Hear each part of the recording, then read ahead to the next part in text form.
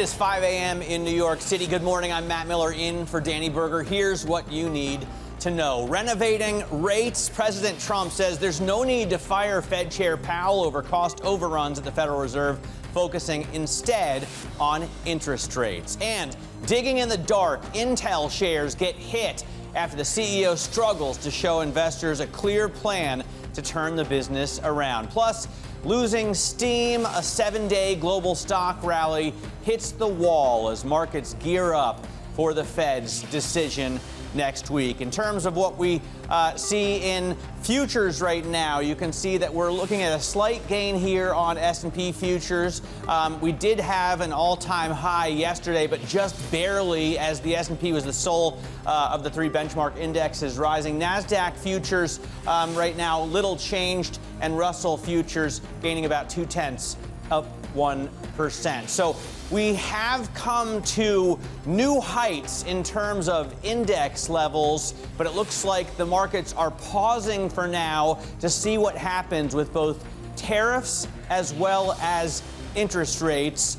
Yesterday's meeting between President Trump and Jerome Powell with an entourage of Fed critics was absolutely fascinating to watch, and we're going to share that with you today. In terms of what you see in yields in the market right now, the 2-year yield rising just slightly to 392, even slighter gains on the 10-year, but over that 440 level, solidly at 441.57 right now, and the 30-year yield at 495.95. In terms of the stocks that we want to watch, let's get you over to Valerie Teitel in London for a rundown. Val?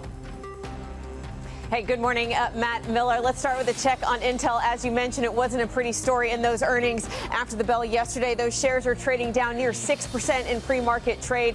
This comes as the CEO was just failing to convince the market of his turnaround plan, warning of pressure on second half margins and talking about significant job cuts. So we're in the red when it comes to the chip maker Intel, down nearly 6%. Let's move on to what is a crazy session in Europe, Matt Miller. We are talking about Volkswagen this morning. They cut its margin guidance. LVMH missed on sales, but both of those stocks are now decently in the green. Why? We heard from the Volkswagen CEO saying that he expects a 15% tariff on autos coming out of these U.S.-EU trade talks, and that's led to positivity across the tariff-exposed sector. So we're seeing Volkswagen having a decent turnaround, up nearly 4%. LVMH, it was decently in the red this morning, now up over 4%. Lastly, let's end on another U.S. stock, that is Deckers. They came out with earnings that surprised the market expectations, saying demand for their UGG boots is still strong. Those shares are very much outperforming this morning in the pre-market, up over 11%. Matt. All right, Valerie, thanks very much. Valerie Teitel there in London with a look at some of the stocks moving in the pre-market and some of those that we're going to be focusing on really moving markets themselves. Volkswagen, an example there. We're going to catch up with Bhanu Baweja of UBS on this equity market. And then later this hour, we're going to discuss all things Fed and the U.S. economy with Jose Torres of Interactive Brokers. First, let's get to some of the other top stories trending on the Bloomberg terminal this morning. The Bank of Japan is said to be seeing the possibility of another rate hike this year after the U.S. and Japan struck a trade deal. Bloomberg sources say BOJ officials view the deal as reducing a key source of uncertainty, allowing them to focus on the actual impact of tariffs. Morgan Stanley has become the first U.S. company to tap China's panda bond market. The offering is at 2 billion yuan, or close to $280 million, with 5-year notes priced at 1.98%.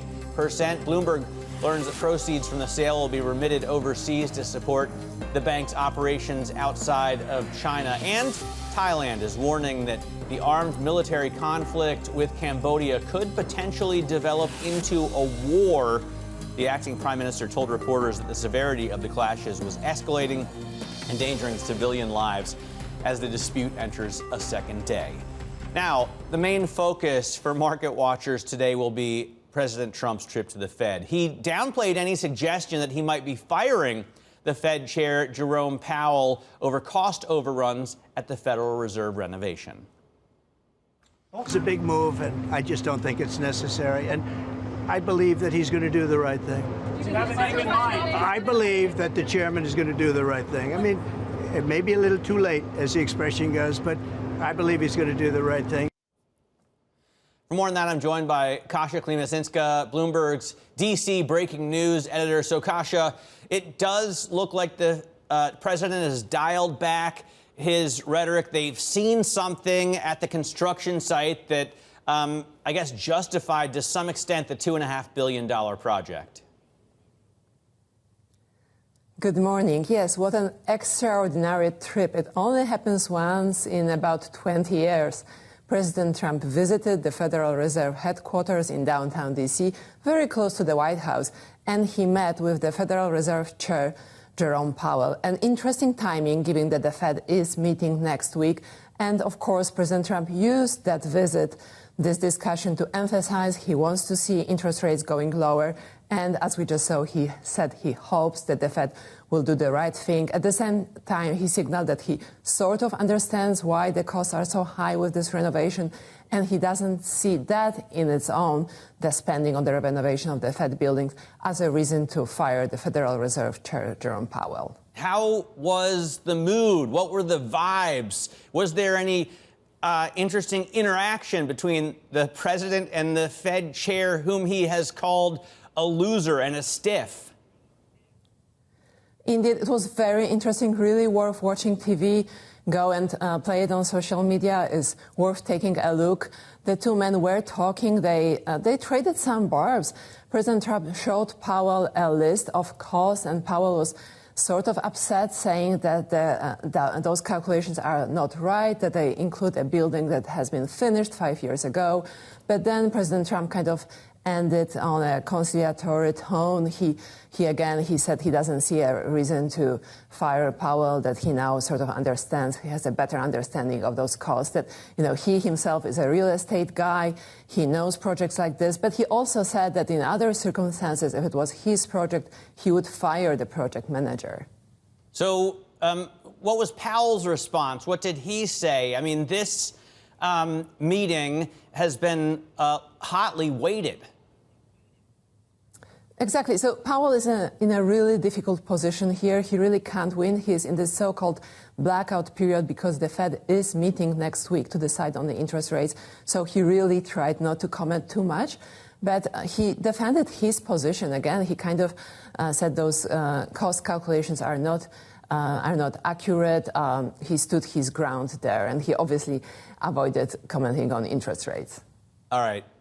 It's definitely something we're going to be watching over and over. Kasia, thanks so much for joining us. Kasia Klimasinska there from Washington, D.C. Now, the increasing cost of President Trump's tariffs have weighed on corporate earnings, with Volkswagen lowering its outlook as it impacts their Audi and Porsche brands, which led shares to initially fall, but now have strongly rebounded after the CEO, Oliver Blume, said the company expects 15% tariff levels from the EU-U.S. talks and is offering an attractive investment package to the U.S. Bloomberg's Guy Johnson spoke to the CFO earlier on the company's margins. We made 6 to 8% margin, and currently we are faced with 25% tariffs. Yep. So this is clear we need a good solution, and a solution that fits both the needs of the American administration, but also the European automakers. Joining us now is Bloomberg opening trade host himself, Guy Johnson, who is outside the Volkswagen factory in Wolfsburg, Germany. And Guy, interesting that, this Blume headline seemed to move markets, but really Volkswagen is talking about a range of expectations, aren't they?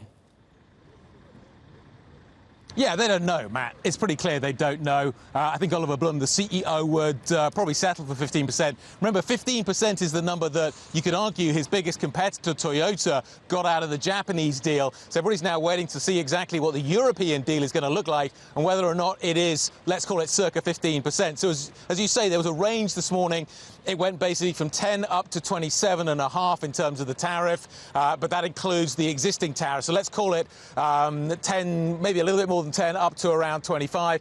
You do the maths, we're roughly in the middle at somewhere around 15. 200 basis points is the hit, though, at the top end of that range. So you can kind of do the calculation on what the margin hit will be if we get circa 15%. But look, Matt, the market just wants clarity right now. The market is rewarding companies that can give a sense of direction now on what is anticipated and what the numbers look like with some degree of precision on what the tariff hit is going to look like and what the fallout is going to be in terms of the numbers. You saw Texas Instruments the other day couldn't really tell the market what was going on. Volkswagen's maybe had a better stab at it this morning, and now we're getting a little bit of clarity around that 15% number. The shares popping quite aggressively off the back of that.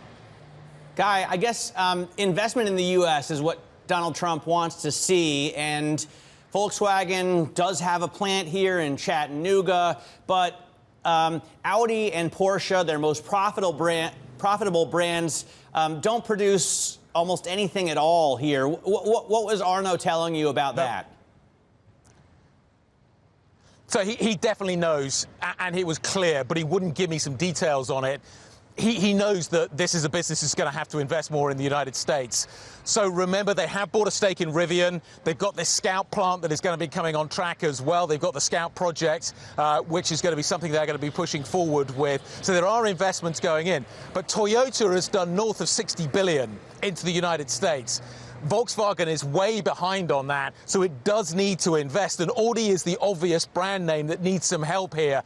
If you could find a way of allowing Audi to produce in the United States, that would go a long way to solving some of the margin problem that they face at the moment. Remember, brands like Audi and Porsche used to produce double-digit margins. They are way off that right now. The tariff story is going to make it really hard to get back to those kinds of numbers. Maybe the only way to do it, Matt, is to get 911s maybe being built in the United States, but certainly Audis being built in the United States. That would solve maybe that problem. No one wants to buy a 911 that was made in the U.S. The point of that car is that it's built in Stuttgart, Zuffenhausen. Guy Johnson, thanks very much for joining us. Guy, there at Wolfsburg, Volkswagen City in Germany. Coming up, we're going to speak with Bhanu Baweja, chief strategist at UBS, next, and get his take on these record highs. This is Bloomberg.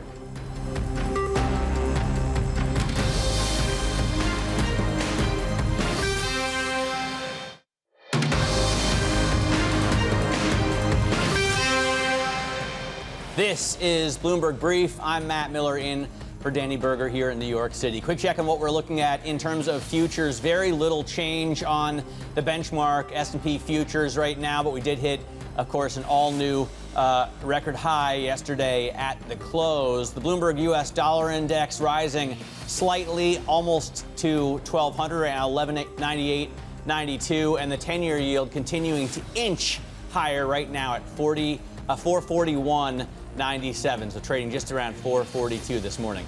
Bhanu Baweja of UBS writes this, quote, markets continue to climb the wall of worry. The gap between economic fundamentals and the lack of tariff fear priced in equity markets is growing. Bhanu Baweja joins us now. He's chief strategist at UBS. And Bhanu, do you think these markets are too complacent right now about the tariff effects? I think the markets are trying to understand the tariff effect, and there is a degree of complacency. How do we say that? If you look at the earnings expectations of this market, I mean, for the U.S., they're about 12 to 14%, not just for the next 12 months, but also for the coming 24, 36 months. So the CAGR over the next 2 to 3 years, both for the Magnificent Seven and also for the remaining 493 companies, so this is not just a Mag 7 point, are very high, right? It's detached from economic growth reality, which is that U.S. consumer has basically stalled in the first 6 months. So the market's really looking ahead to some sort of a renaissance in the U.S. economy, and we don't see what the big catalysts for that are. So we think earnings expectations are a little bit removed from reality. But what also is quite interesting is that the valuation multiples are extremely high as well. They're somewhere between 22.5 and 23 times forward earnings, and earnings which, as I've just discussed, are not realistic. So these are very high valuation multiples. The long-term average of valuation multiples around 16.5 we're not likely to get to because of the massive retail interest that we have seen. And our sort of rough numbers tell us that retail interest is responsible for about 3 to 4 turns on the multiple going higher. So that's the intercept shift just in the valuation from the retail interest. But if you were just to look at the situation objectively, we are in a situation where both valuation multiples and earnings expectations are very high at a time when the U.S. economy could be going through a phase. This is not a structural problem, but going through a phase where the growth inflation mix is likely to deteriorate in the second half of this year. So I think one can safely say that there is some complacency. I wonder first about the consumer, Bhanu. We were talking recently with Anastasia Amoroso, who told us, I think citing some tax foundation data, that the average consumer is going to see a 5% rise in after-tax incomes this year. Have you seen any data pointing to numbers that big? I haven't actually, and I've seen data that points to the opposite. So if you look at real PCE, and we have data from December onwards May, that's the last data point, the numbers are actually lower in absolute terms. So not just is this a low growth rate, this is a zero or a slightly negative growth rate. And moving forward, real disposable income growth, if you look at the 1 month, 3 month annualized changes of the real disposable income, they don't look anything like rising aggressively. In fact, the last number has been quite weak. So I would argue that real disposable income in the second half of this year is likely to come down. That it's coming on the back of very strong growth in the previous years and in the first quarter of this year. That I would completely agree with. But the delta from here on over the next 12 months, I think that's what we need to focus on, not where the consumer was in 2023 or 24, but where it's going to be in the next 12 months till the end of 2026 or even going into 2027. I think there is pressure on real disposable income growth because with these tariffs, even though they're not 25 to 30%, they are 15%, the effective tariff rate in the US is going to be somewhere between 16 to 18%. That should lead to inflation going higher, right? And maybe not to 5%, but inflation could go towards 3.5 core PCE, and that I think will tell on real disposable income growth. You look at the quits data, you look at wages, and that's telling us that nominal wage growth is coming down. So nominal wage growth coming down, inflation going up, that is a hit to real disposable income growth. Bhanu, one of the most fascinating things, I think Wall Street is aghast at the meeting between President Trump with his entourage and Fed Chair Powell yesterday at the Federal Reserve. Listen to what they had to say about cost overruns, the potential of firing the Fed chair, and interest rates. Well, I'd love him to lower interest rates, but other than that, what can I tell you? We had a little talk about it, and I thought it was a very productive talk. He'll be able to tell you at his next meeting, but I will say that he did say the country's doing really well. You know, his term comes up soon. I think he's going to do the right thing. Everybody knows what the right thing is. Even people that believed in, the higher rates, they're all on board. They all want to see the interest rates come down. It's very important. So it looks less likely that we're going to see Powell ejected from his chair at the Fed. And I guess those who believe in Fed independence will have less reason to be worried.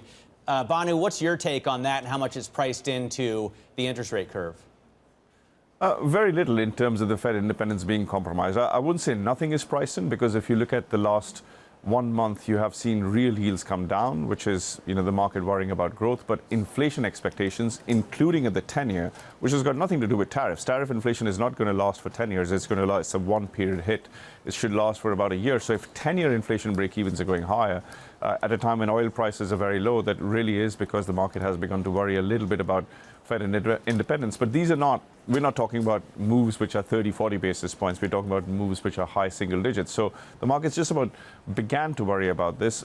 I think it's safe not to worry about it too much, because I think for all of its faults, I think many in the administration do completely understand the hit to the bond market if you see Fed independence coming under a cloud. And they have revealed their cards in April when they were quite worried about the bond market. At that time, it was not the stock market that spooked them on tariffs. It was the bond market that spooked them. And Scott Bessent got his say, and they did pull back on the tariffs. So that really does lead me to believe that they are not likely to make any rash decisions. That there will be sustained pressure on Fed Powell, Chair Powell, I think that is a given. So far, he has not relented, and so far he has not resigned. We don't know what's going to happen there, but we certainly do believe that this administration is not likely to forcibly push Powell out. And there are very few means of doing that, by the way. That they're going to continue to put pressure, that's fine. But to eject Chair Powell from his position, that's unlikely. Bhanu, great to get some time with you. Thanks for joining us. Bhanu Baweja there. We're going to bring you more from that presidential meeting with Fed Chair Jay Powell. This is Bloomberg.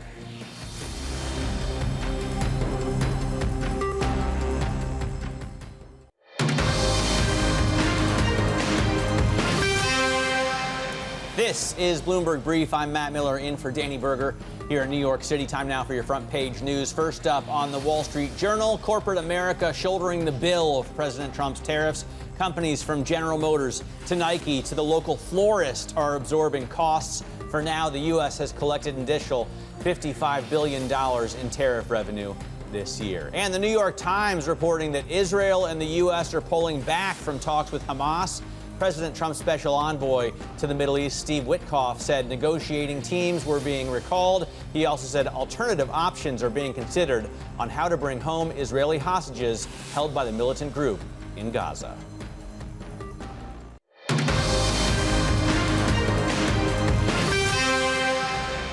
It is 5:30 a.m. in New York City. Good morning. I'm Matt Miller. Danny Berger is on assignment with your Bloomberg Brief. Here's what you need to know.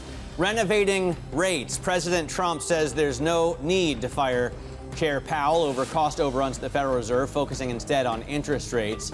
And digging in the dark, Intel shares get hit after the CEO struggles to show investors a clear plan to turn the business around. Plus, losing steam, a 7-day global stock rally hits the wall as markets gear up for the Fed's decision next week. In terms of what we're looking at right now, futures are little changed, haven't moved. NASDAQ futures and S&P futures both hovering around the zero mark. Russell 2000 futures moving a little bit higher, about 0.1%, but not a lot to see there either. In terms of rates, you see them inching higher really across the curve. The 10-year yield right now at 441.97, the 2-year and the 30-year moving less. In terms of the stocks we want to watch, let's get over to London for that. Bloomberg's Valerie Teitel is standing by. Valerie, what are you watching? Hey, good morning. I'm Matt Miller. Want to start on Intel. It reported after the bell yesterday, and it wasn't good news for this chip maker. The stock is down nearly 6%, with the CEO really failing to convince investors about this turnaround, warning that second half margins are going to come under pressure and talking about significant job cuts as it tries to turn around the chip maker. So Intel in the red. I do want to flip over to the European session. Some very interesting price action going on. We had pretty bad results from both Volkswagen and LVMH.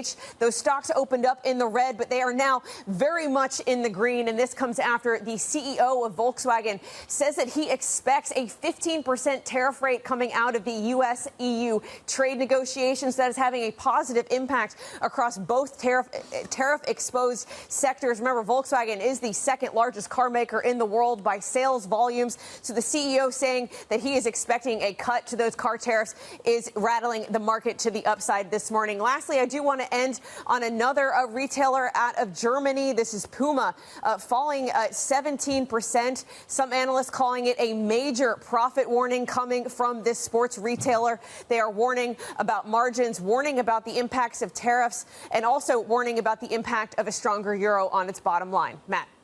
All right, Valerie, thanks very much. Valerie Teitel there looking through some of the big movers this morning. Let's get to Jose Torres right now of Interactive Brokers. He says he's optimistic on the economy, writing that the U.S. economy is likely to accelerate in the months to come as a rise in relative certainty bolsters confidence among corporate executives and consumers alike. He's a senior economist at Interactive Brokers, and he joins us now.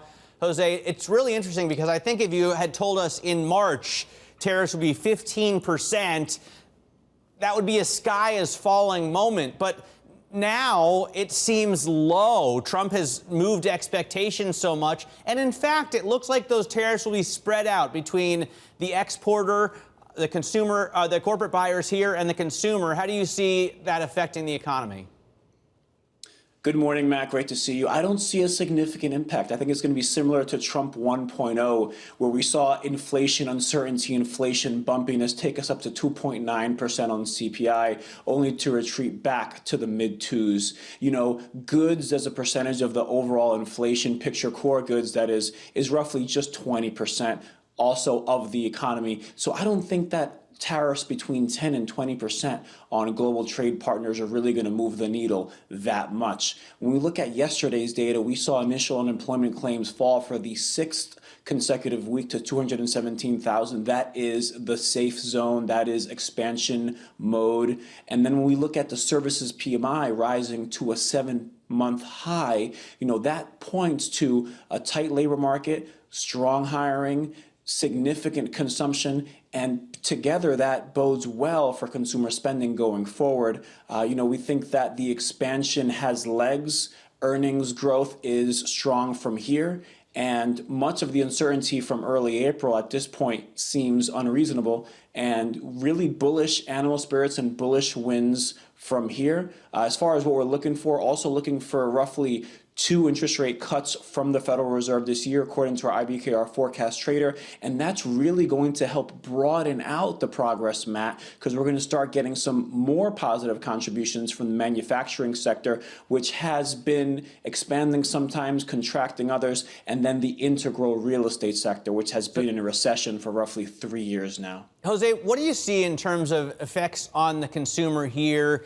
Anastasia Amoroso was on a couple of days ago saying she thinks the consumer is going to have roughly 5% more after-tax income due to the one big, beautiful bill. However, we just spoke with Bhanu Baweja of UBS, and he thinks the consumer is going to have less real income due to the effects of inflation. So how does it look to you?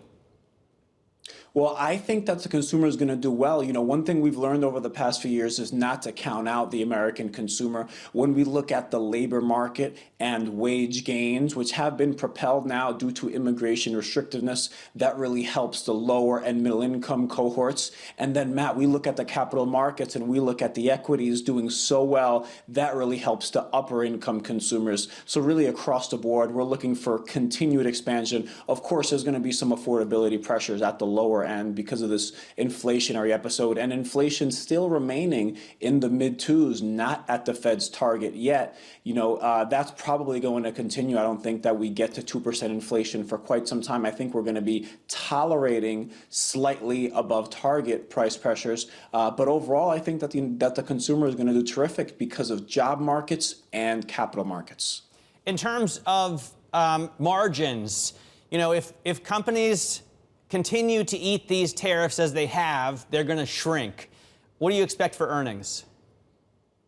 You know, I think earnings are going to do well. You're right. In some categories, in some aspects, like your colleague was mentioning earlier, there's going to be some firms that are caught in the crosshairs.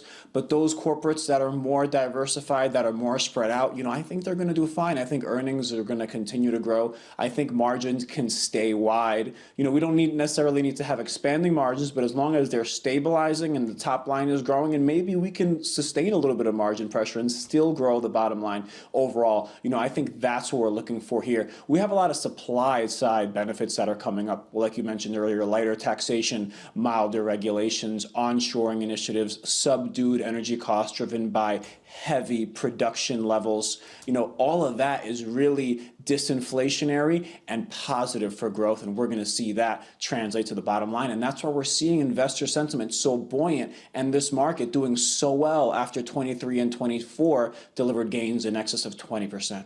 Yeah, and a 28% rise thus far since the bottom in April. Jose, thanks so much for joining us. Jose Torres there from IKBR Interactive Brokers.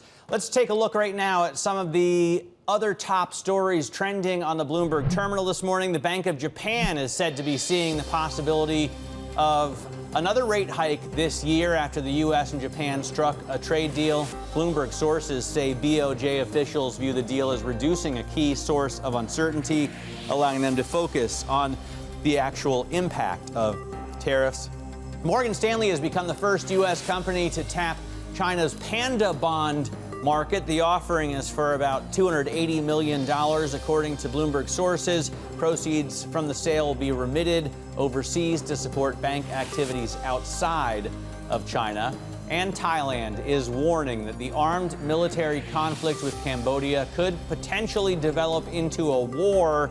The acting prime minister of Thailand told reporters that the severity of the clashes was escalating, endangering civilians as the dispute enters into the second day. Coming up, President Trump says it's not necessary to fire Jerome Powell. Your D.C. update next. This is Bloomberg.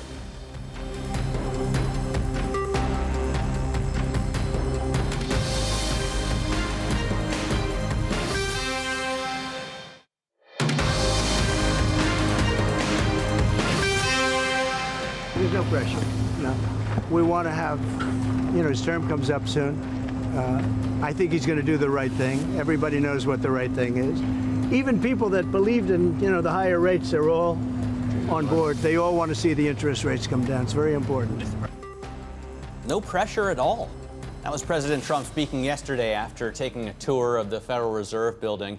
For more, Bloomberg's Kasia Klimashinska joins us now from Washington, D.C. And Kasia, it did look like there was a little bit of pressure. Good morning. Indeed, a fascinating trip. President Trump took a walk across the Fed headquarters here in downtown D.C. that are currently under renovation. The cost of this renovation is $2.5 billion, which attracted some ire from the White House officials, including Trump himself. But yesterday he got to tour, he got to see some asbestos removal, some other upgrades that really are pretty costly. He said he sort of understands why this is so expensive, and really that is not the major issue for him. The most important issue is to lower interest rates. He reiterated this call yesterday. We are less than a week before the next Fed meeting on Wednesday, when the Federal Reserve is expected to keep the borrowing costs unchanged. But again, there was this exchange. Trump spoke to reporters. He also spoke to Powell privately. They very likely discussed interest rates. And he spoke to Powell on camera, even kind of nudged him in the arm there a little bit. Was there tension? Indeed, there was a visible disagreement. Powell was clearly very uncomfortable in this situation, but on cameras they mostly talked about the cost of those renovations. It's $2.5 billion. I think at some point Trump tried to suggest that it's even higher, but Powell quickly dismissed those accusations, saying that those higher costs include another building that has been finished a long time ago, 5 years ago. So yeah, a very tense exchange, but in the end, clearly President Trump tried to strike a more conciliatory tone. He said that the renovations themselves are not a reason strong enough to fire Powell, so Fed Chair will most likely see it until the end of his term in May. But Trump also mentioned to reporters right there in front of cameras that he is talking to other candidates, that he has 2, possibly 3 people he is looking at for a Powell replacement next year.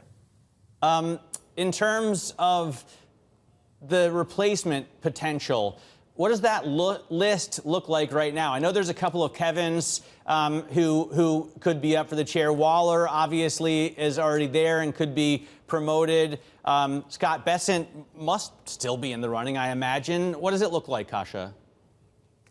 Yeah, so this is all, I think, part of this flat the zone strategy. President Trump himself keeps saying he wants the interest rates lower. Then he points to those candidates, as you mentioned, the 2 Kevins, Kevin Hassett, Kevin Warsh. Then those people go on networks as well. Kevin Hassett has been talking to Bloomberg and other networks, also calling for lower interest rates. As you also mentioned, Scott Bessent is most likely also one of the candidates, although he himself is actually part of the process. It looks like he is interviewing those other candidates, Kevin Warsh, as you mentioned, Christopher Waller. Waller also recently went on TV and said he also thinks that interest rates should be lower. All right, Kasia, thanks so much for joining us this morning. Kasia Klimashinska there out of Washington, D.C., talking about President Trump's trip to the Federal Reserve, meeting with Jerome Powell himself, tapping him there on the arm, saying, lower interest rates, buddy. All right, let's get to the stock market here. One of the stocks that we're watching this morning is Intel. Shares extending declines after the CEO announced Intel will cancel some factory projects and take a more conservative approach to future spending. That overshadows its more upbeat sales forecast. Joining us now is Peter Elstrom of Bloomberg Intelligence. Peter, does it look like Intel really has no clear path forward? I mean, have they not laid out a plan that investors can get a hold of? Yeah, it was an interesting report. You've got a new CEO at Intel, but you have that same sense of disappointment from the company. As you mentioned, the shares are down today. They came out with numbers that were, not terrible. Lip-Bu Tan, the new CEO, is articulating a strategy that's quite different from what Pat Gelsinger has talked about in the past. He came in, there was hope with the board certainly, and also with investors that this was going to be a new strategy that was going to help Intel rebuild. This is, of course, the pride of the U.S. technology industry for a long time, one of the leaders. It's at the cornerstone of the Washington efforts to try to rebuild the domestic chip industry, but it's struggling quite a bit. So Lip-Bu Tan talked about how he does not subscribe to this belief that if you build it, they will come.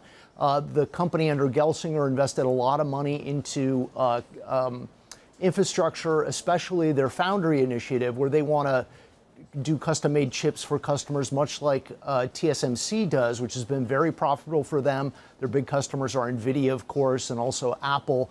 So they want to move into that area. Gelsinger was very committed to this idea that they were going to own their own factories, they were going to get into foundry, they were going to restore that pride in manufacturing that Intel once had. Now, Lip-Bu Tan is saying he's not going to move in that direction. He said in the past they've invested too much too soon, and he's going to back away from that. But he's not really articulating an alternative strategy that sounds like it's going to be a growth strategy for the future. And I think that's what we're seeing with some of the disappointment from investors this morning. When he came in, Peter, it kind of looked like they had a cleanup guy who could get assets ready for a sale. Is asset sales still on the block here, on the list of possibilities? Yeah, that's a possibility. We've done a lot of reporting around this. There are some non-core assets they are talking about selling in particular. One of the big questions is whether they're going to remain committed to this foundry strategy. Again, foundry has become a very big business. TSMC really innovated that model. They came up with it. They've been able to benefit. They've become a $1 trillion company, the first one ever in Taiwan. Because of that strategy. Intel, which for a long time had a big lead in manufacturing, was not able to capitalize on that, partly because they wanted to build their own chips. So now they're trying to repeat some of that process. They're trying to expand in that area.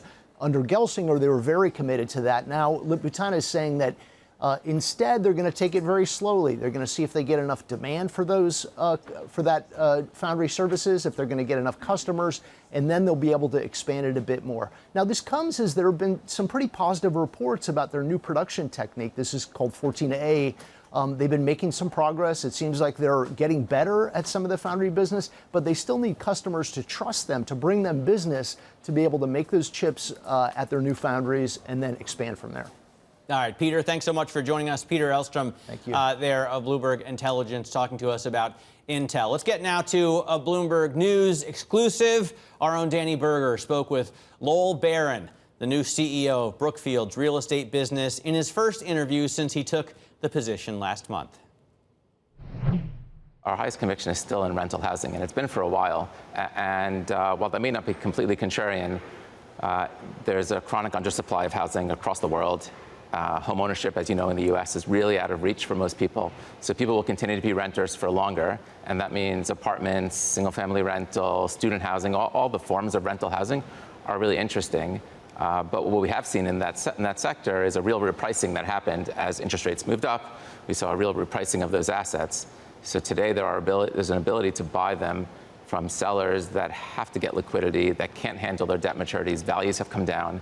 And so we can buy at attractive values and lean into what we think is really good fundamentals. This industry is also grappling with another force coming in, and that's the likely allowance of private capital assets into 401ks, into retirement funds.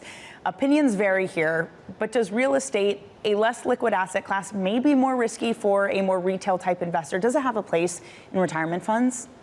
Look, my opinion would be absolutely yes. I think what we've seen most of our investors are institutional investors. But when you just look beneath the surface of that, who are those investors? They're the pensions, the biggest pensions around the U.S. as an example. But who are they investing on behalf of? It's the firefighters and the teachers and the policemen and the government workers. They're getting great access to lower risk, higher returning private real estate assets. But why shouldn't everyone get access to that in their retirement accounts? It really doesn't. The way it sits today doesn't necessarily make a lot of sense. I think where we're heading to is a lot more logical, and there's a place in everyone's sort of allocation of their retirement portfolio for private real estate. Well, you know, I'm sure you've heard this argument before, because the critics love to say, oh, everyone's just going to use this as a way to dump all their bad assets into retail. What do you say to those arguments to assuage any concerns that is ultimately what ends up happening? Like I hear that argument. I feel like as a responsible owner of real estate who's investing on behalf of those same kinds of people just through their pensions, it's no different. We're going to invest that capital into the same private real estate assets, the same strategies, and really we don't view it as any different. It's just a similar but varied source of capital. Just before we let you go, it's been this environment where Brookfield, as a global behemoth, you've seen globally appetite really ebb and flow for American assets just because of the political volatility. Where do we stand now? Are we in a place where some of that volatility has ebbed? Is there still from international investors a desire for American assets? Or is political instability still upheaving some of that? I think the main force would be that international capital believes it needs to be invested in the U.S., that the U.S. has the deepest and most liquid capital markets, and they need access to that, and it's an economy that continues to grow.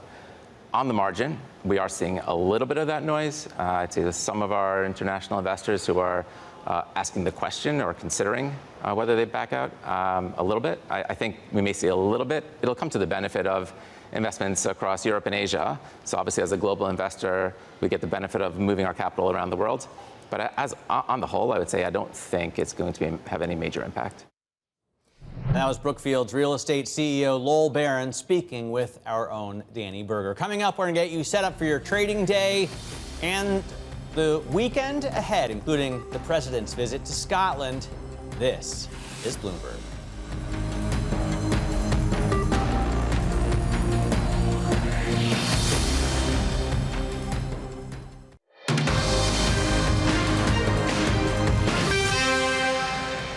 Now let's take a look at what's ahead today. At 8:30 this morning, we'll get U.S. durable goods orders for June. So watch the Eco Go screen for that. We're going to get earnings from Skechers as well as Phillips 66. Oil is higher today. And President Trump is scheduled to leave for Scotland at 8 a.m. I'm sure we'll bring you the takeoff there and give you the story around it as well. In terms of the movers, as we told you, Intel is extending post-earnings drops as the CEO failed to provide a clear turnaround plan for investors. Deckers Outdoor higher after an earnings beat. Barclays raising their price target there for the stock to $134 from $128. Paramount also rising after the FCC approves its Skydance acquisition. And take a look at the 10-year yield moving slightly higher this morning. You can see New York crude also up 30 cents to 66.33, and gold at $3,346 a troy ounce.